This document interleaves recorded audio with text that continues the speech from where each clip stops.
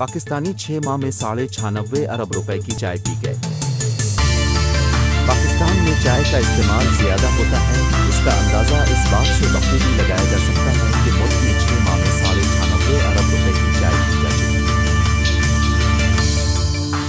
इस हवाले से जारी होने वाली रिपोर्ट में बताया गया है कि पाकिस्तान में गुज़िश्ता 6 माह में चाय की दरामद में रिकॉर्ड इजाफा देखा गया।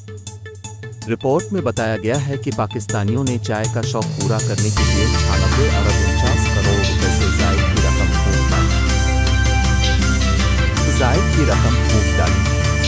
रिपोर्ट में मजीद बताया गया है कि रवां साल चाय की दरामद में 35% से जायद का इजाफा हुआ, जबकि गुज़िश्ता माली साल इसी अरसे में 71 अरब 10 करोड़ रुपए से जायद की चाय दरामद की गई थी। याद रहे कि दिसंबर 2022 में 15 अरब 90 करोड़ रुपए की चाय दरामद की गई। इसके बरक्स गुज़िश्ता 6 माह में पाकिस्तानी 96.5